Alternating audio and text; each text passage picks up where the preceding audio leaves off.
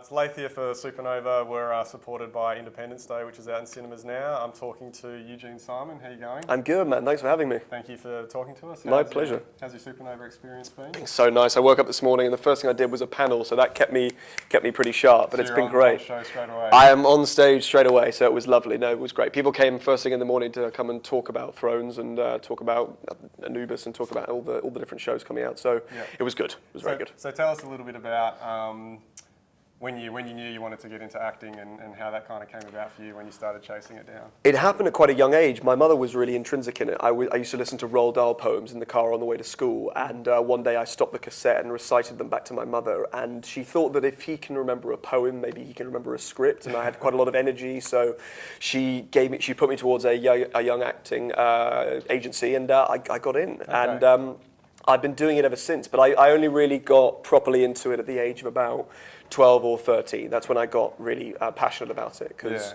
having done some theatre, adverts and TV before then, I then played Heath Ledger's younger self in Casanova and Gerald Durrell in My Family and Other Animals.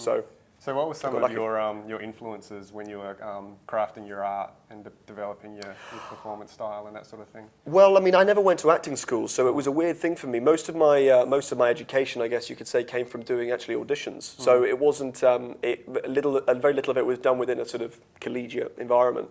I got it from just practice makes perfect, and most of my work, I think, throughout, I mean, my whole career has been a sort of baptism by fire. I started out without going to an acting agency as a child. I was lucky just to get My Family, Other Animals, and a few others off my own energy, or whatever that was. And then when I was 18, literally the day I turned 18, I got Jerome in House of Anubis and Lancel Lannister in Game of Thrones. So I found out that very day, which is a very nice birthday. And that was just through regular auditioning. Regular auditioning, yeah, that was it. It just came the natural way that it does.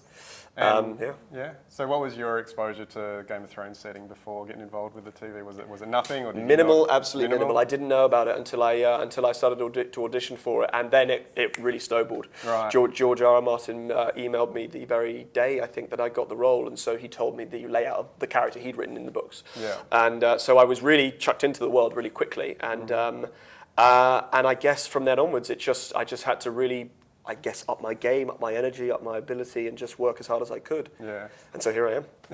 Now, did you audition for a few different characters? I read that you auditioned for Joffrey. Is that You're correct. Yeah? I did indeed. I did audition for Joffrey for one scene at the very start of it, and then I came back for Lancel, and then did a recall, and then luckily got the role. Yeah. Okay.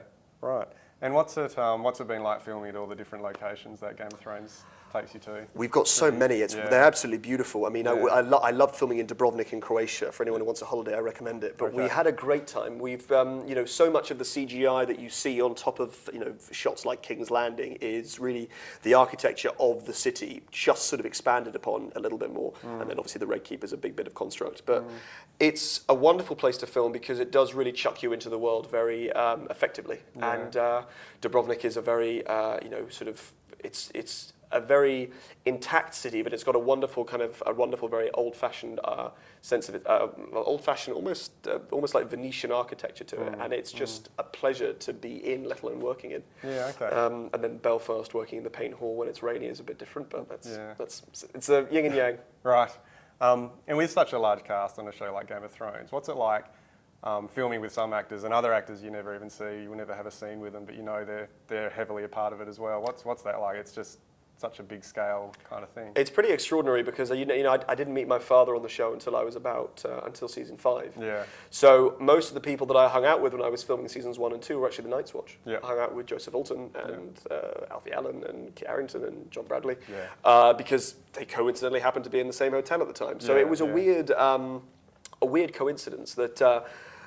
They were my friends, and yet none of them were associated with my storyline. Yeah. And then as seasons progressed, I started to hang out more with Lena and a couple of times with Peter. Yeah. So it's a weird sort of cocktail of characters that have met offset. And you've had a pretty interesting arc in terms of your character over a few seasons. It's fun. It's fun. Yeah, it must be pretty good to work with. It's fun, man. It is. I take it really seriously, and I really am grateful that I've been.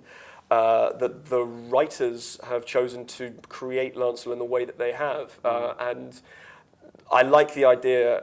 I like the idea of having something thrown at you that appears to be at first glance sort of daunting and maybe even beyond your reach. But then you really sort of center your chi and focus on it, and before you know it, you can be someone new in a very short space of time. And I love that about it. It's given me a real kick to keep doing stuff like that. Yeah. And now you're actively out there in the industry doing things. What's the sort of dream project or any kind of long-term goals that you're really keen on? When I get asked that question, I tend to give a different answer every time. I was asked that a second ago, and I said, "Well, must move maybe pretty quick."